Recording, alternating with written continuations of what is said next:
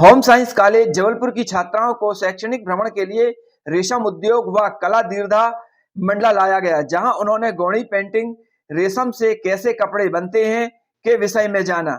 वहीं कला दीर्घा के संचालक सुधीर कांसकार के द्वारा छात्राओं को कांसे के बर्तन, करताल व अन्य प्राचीन चीजों के विषय में अवगत कराया गया। गौड़ी कला मंडला की विशेषता के बारे में प्रैक्टिकल के द्वारा समझाया गया।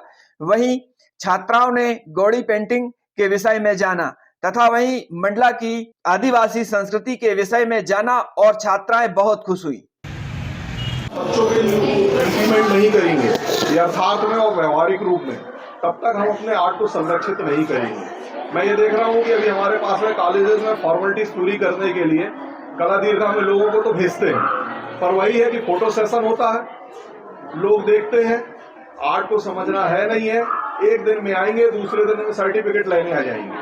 तो मेरा तो व्यक्तिगत निवेदन है शासन से भी और आप लोगों से भी कि बच्चों को अगर मान लो आर्ट के लिए कुछ समझाना है तो उनको कुछ समय दिया जाए, ताकि हम लोग आर्ट को कैसे बनाया जाता है, क्योंकि हमारी जितनी संस्कृति है और कलाकृति है ना, वो धीरे धीरे विलुप्त होती चली जा रही है। और ये विलुप्त होने में हमारे इन्हीं बच्चों को अगर हम मदद नहीं करेंगे, मतलब इन्हीं से अगर हम इनको अवेयरनेस नहीं करेंगे, तो ये मान के चलो कि अभी जो थोड़ी बहुत संरक्षित करने का शासन स्तर से प्रयास चल रहा है, वो भी धीरे धीरे विलुप्त होने की कगार में।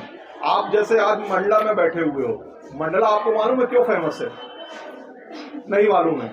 मंडला कांसे के उद्योग से जाना जाता था, आज कांसा गायब हो गया है। जी मैडम, कांसा गायब हो गया है।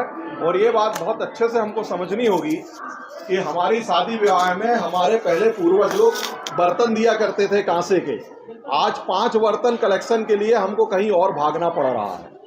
दूसरी बात, जब आप मंडला में यहाँ पर पहुँचे हुए हैं तो जो गोंडी आर्ट की बात कर रहे हैं वो सिर्फ मंडला तक के लिए सीमित नहीं है, वो मंडला के साथ साथ है मध्य प्रदेश, और मध्य प्रदेश के साथ में हिंदुस्तान, और हिंदुस्तान के साथ है पूरे विश्व में उसने अपनी एक पहचान बनाई हुई है। गौड़ी आर्ट वो आर्ट है, आर्ट एक फीलिंग है, नॉट ए जोक। आर्ट जब भी बनता है ना तो वो आपके जहन से निकलता है वो। तो वही हम चाह रहे थे, इतने बच्चे आए देख के चले गए, कुछ बच्चे स्टैंड किए हुए हैं। अगर मैं किसी बच्चों से पूछूं कि आप किस फील्ड में अच्छा काम करते हो, कोई बताएगा मुझे? मैं आप लोगों का भरपूर स्वागत है, अभिनंदन है, वंदन है। अभी ये मेरे पास है प्यारे प्यारे बच्चे खड़े हुए हैं, इनमें से कोई हाथ ऊपर करके बताएगा कि हम किस कला में माहिर हैं सिवाय पढ़ाई के अलावा छोड़ के?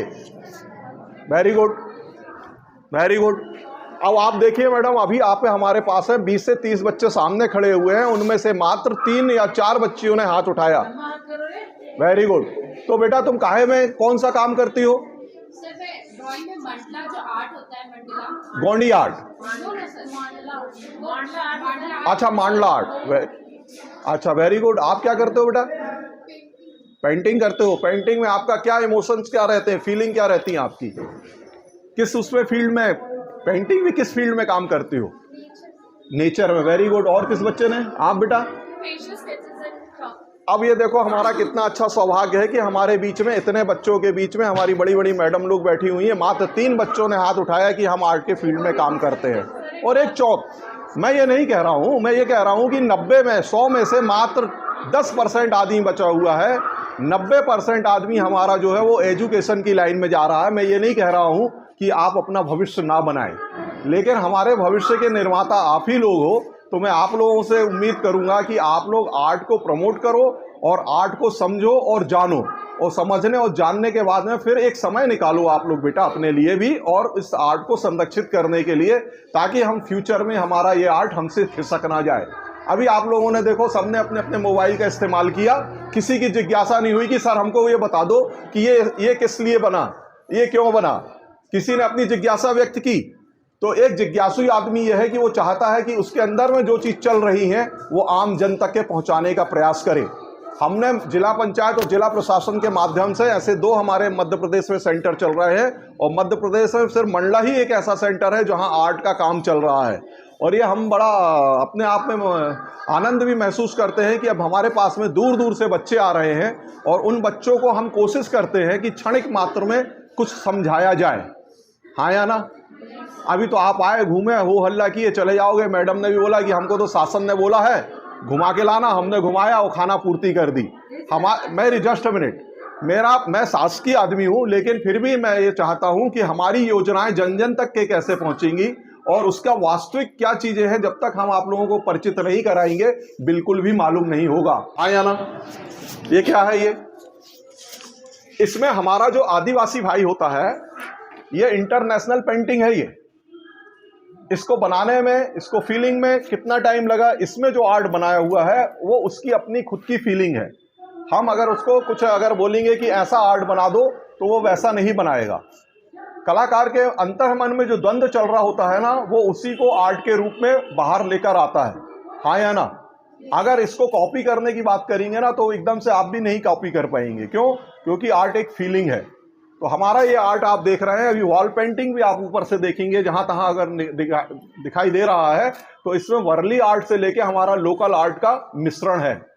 आप देख रहे हैं दीवालों पे कितना आर्ट दिख रहा है, पर किसी को जानने और समझने की फुर्सत ही नहीं है। बोलो हाँ या ना? तो कोशिश करो बेटा, जब कहीं हम लोग ऐसी जगह जाएं तो उसको समझे। जैसे अभी आप रेशम विभाग गए, हाँ या ना? तो आप लोगों ने जो वस्त्र पहने हुए और जो रेशम के वस्त्र देखा, उसमें कुछ अंतर समझ में आया? और समझ में आया कि कैसे एक एक धागे से कैसे हमारा कपड़ा बनता है? आपने वहां ट्राइबल पेंटिंग की साड़ियां देखी? Very good. तो ये हमारा जिला प्रशासन जो है ना, पूरे आर्ट को और गोंडी आर्ट को कैसे इंप्लीमेंट करा रहा है। एक सेंटर आपने रेशम देखा, और रेशम का ही सामान हमारा प्रोडक्ट जो है फिर वो हमारे पास से मार्केटिंग के लिए आता है। तो सबसे ज्यादा जो विकट, तो मार्केटिंग प्रोवाइड करने के लिए जिला प्रशासन ने ऐसे 2 सेंटर यहाँ खोल रखे हुए हैं।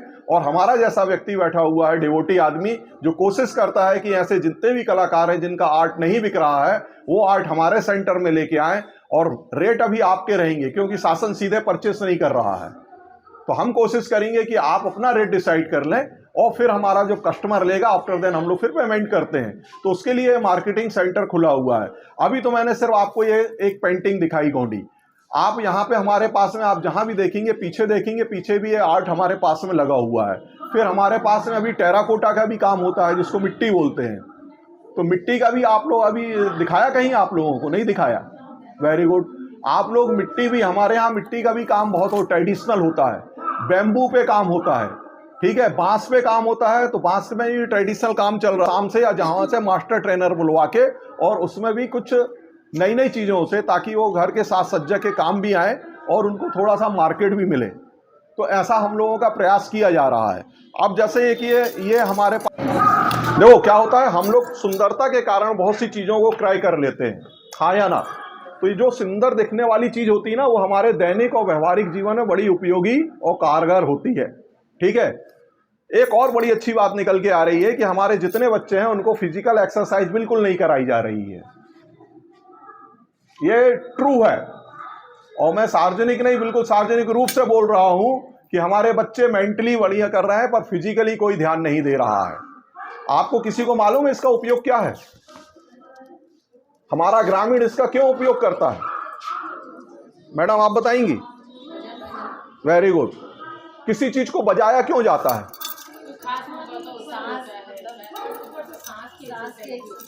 अब जो बात आई, क्योंकि हमारी आदरणीय मैडम लोग बैठी हुई हैं, तो इन्होंने बिल्कुल बहुत सही बात किया है। हमारे देखो, मैं नर्मदा के किनारे बैठा हुआ है, पुराण हो रही है, अभी जयंती आना है, यहाँ पे पूरा वातावरण भक्तिमय होगा। पर भक्ति के पीछे हमारे पूर्वजों ने कुछ हमको संस्कार दिए थे कि आप सुबह से उठें, नहाए धोएं, 2 अगरबत्ती लगाएं, उसके बाद में शंख का नाद करें, हाँ या ना? पर शंख के नाद के पीछे में ये नहीं है कि जिसने हमको पैदा किया है हम उसको ही खुश करने का काम करते रहें।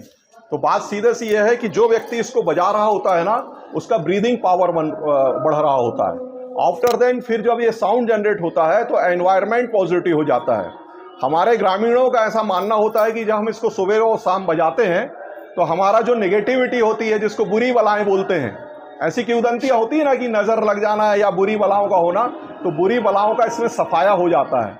अब इसमें से हमारे बीच में सब एनर्जिक लोग खड़े हुए हैं। किसी के घर में किसी ने कभी कोई शंख बजाया? किसने बजाया? कोई बजाता है? जो बजाता है वो बच्चा सामने आए हमारे, इधर आओ बेटा, कम ऑन, आ जाओ।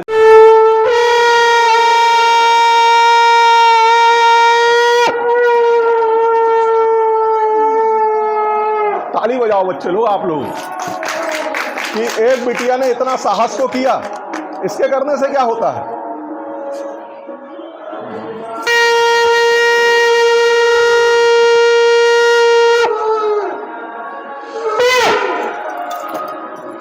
मेरी माँ, हम बताने की कोशिश कर रहे हैं कि सांस लेना भी कला है। आज हमारे बच्चे देखो सब दुबले पतले रखे हुए। पहले हम लोग बांसुरी देते थे, सीटी देते थे। आजकल इन बच्चों को कुछ भी नहीं दे रहे हैं, इसलिए हाँ मोबाइल दे रहे हैं। इसलिए इनकी फिजिकल पोजीशन जितनी होनी चाहिए। ये शैक्षणिक भ्रमण पे और हम लोग बच्चों को होम साइंस कॉलेज जबलपुर से लेके आए हैं। तो ये सभी बच्चे फर्स्ट ईयर, सेकेंड ईयर और MSc के हैं। और इनके कोर्स में चूंकि ये आर्ट एंड क्राफ्ट रहता है, टेक्सटाइल से जुड़े हुए रहते हैं, तो सिल्क की प्रोसेसिंग दिखाने के लिए हम लोग यहाँ लेके आए थे। लेकिन हमको बहुत सारी चीजें यहाँ और मंडला आर्ट की देखने को मिली है। तो सिल्क प्रोसेसिंग में भी कैसे कुकून तैयार होता है, कुकून से कैसे धागा बनता है, मशीन जैसे चलती है, रीलिंग की प्रक्रिया कैसे होती है। फिर इसके बाद अलग अलग लूम देखे, जैसे पिटलूम और पिटलूम देखा और फ्रेम लूम देखा, जिसके अंतर्गत उसमें देखा कि कैसे चादर के लिए उन्होंने डिजाइन किया था, शर्ट के कपड़े के लिए किस तरीके से चेक्स बनाए थे, साड़ी भी है तो जरी का धागा या अलग अलग बॉबिन का यूज कैसे किया था उन्होंने। इस तरीके से लड़कियों को पूरा शैक्षणिक भ्रमण के अंतर्गत जो थ्योरी में पढ़ते हैं उसको प्रैक्टिकल में देखने का मौका मिला। और लूम हम उन लोगों को सिखाते हैं तो उसके पार्ट से जो अलग अलग काम करते हैं ये भी उन्होंने प्रैक्टिकली देखा, तो उनको एकदम क्लियर हो गया, क्योंकि चित्र के माध्यम से वो इतना क्लियर नहीं हो पाता था। फिर यहाँ पे कला विधि के मैं यहाँ पे जो गोंद पेंटिंग यहाँ की फेमस है वो दिखाने का उद्देश्य भी था हमारे छात्राओं को। यहाँ पे कुछ उसके चित्र हमें देखने को मिल रहे हैं, छात्राओं को उसके बारे में बताया। फिर यहाँ के और भी आर्ट, जैसे हमें ब्रास के आर्ट, लकड़ी का आर्ट ये तो मालूम ही था, पर साथ में और भी दूसरे आर्ट हमको यहाँ देखने को मिल रहे हैं, जो कि हमारे लिए भी एक नया अनुभव है। और बहुत अच्छे तरीके से प्रेजेंटेशन इस कला दीर्घा में किया गया है, जिससे कि एक एक विंग जो है वो एक एक चीजों का बना हुआ है, जिससे उसके क्लियरिटी और उसके बारे में पूरी जानकारी। मैडम, ये कितने दिन का भ्रमण है? क्या इस भ्रमण में आपने मंडला, पहला भ्रमण मंडला ही का है आपका? हाँ, एक ही दिन का भ्रमण है। सुबह हम लेके आए बच्चों को और वापस जाएंगे। मंडला में कहाँ कहाँ घुमाया? मंडला में हमने वीविंग सेंटर देखा, सिल्क जो प्रोसेसिंग प्राकृत है वहाँ पे उन्होंने विजिट कराया, वहाँ की प्रोसेसिंग देखी। और फिर उसके बाद यहाँ पे आए कला। इसके बाद गोंद पेंटिंग जो होती है उसको देखने जाना है कि किस तरीके से करते हैं। मैडम, कान्हा प्रसिद्ध है, आप कान्हा क्यों नहीं गए? ये चूंकि एजुकेशन टूर है, हमारा सब्जेक्ट जो है वो जिससे रिलेटेड होगा हम उसको पहले प्राथमिकता देंगे। वहाँ पे भी यही सब देखने को मिलता है आपको? तो यहाँ देख लिया है इसीलिए। और बच्चे से अफोर्ड नहीं करते, तो सारे चीज गवर्नमेंट के खर्चे पे बच्चे जो मेन कोई खर्चा नहीं है, सुबह वहाँ से चलो साल तक बच्चे घर पहुँच जाएंगे। हमारा न्यूट्रिशन डिपार्टमेंट है, उसमें हम लोग मंडला के ट्राइब्स की डाइटरी हैबिट्स, आहार को क्या लेते हैं, उनके खाने में क्या क्या शामिल होता है वो पता करके आए हैं। क्योंकि यहाँ के ट्राइबल अलग हैं, आदिवासी जो है यहाँ के, उनके बारे में बच्चों को नहीं मालूम, तो उनके बारे में यहाँ क्या क्रॉप होती है, क्या उगाते हैं, क्या बनाते हैं, प्रिजर्वेशन क्या है, वो सब उन्होंने डाइटरी सर्वे किया उन्होंने और उसके बारे में जानकारी।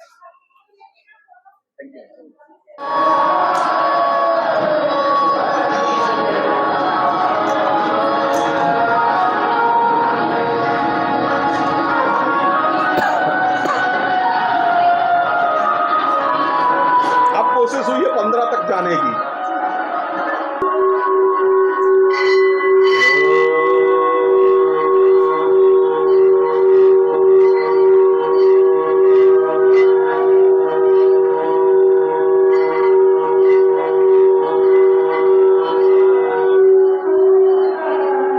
सुनाई दे रहा आप लोगों को?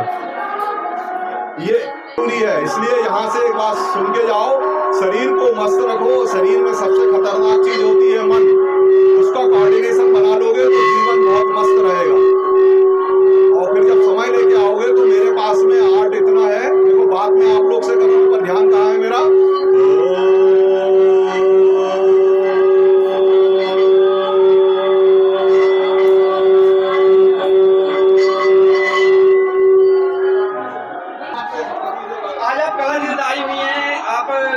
यहाँ पे?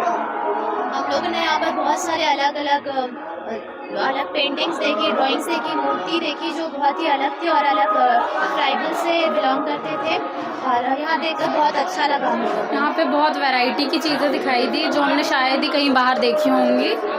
और सर ने हमें बहुत सारी इन्फॉर्मेशन दी जो कि हमारे लिए बहुत ही हेल्पफुल थी, फ्यूचर के लिए भी और हम लोग के लिए बहुत हेल्पफुल। और एक चीज़ यहाँ पे डिफरेंट थी कि यहाँ पे सारी चीज़ें हाथों से बनी हुई थी, तो वो काफ़ी इंटरेस्टिंग चीज़ थी। अच्छा लगा आप लोगों को? हाँ, बहुत ही अच्छा लगा।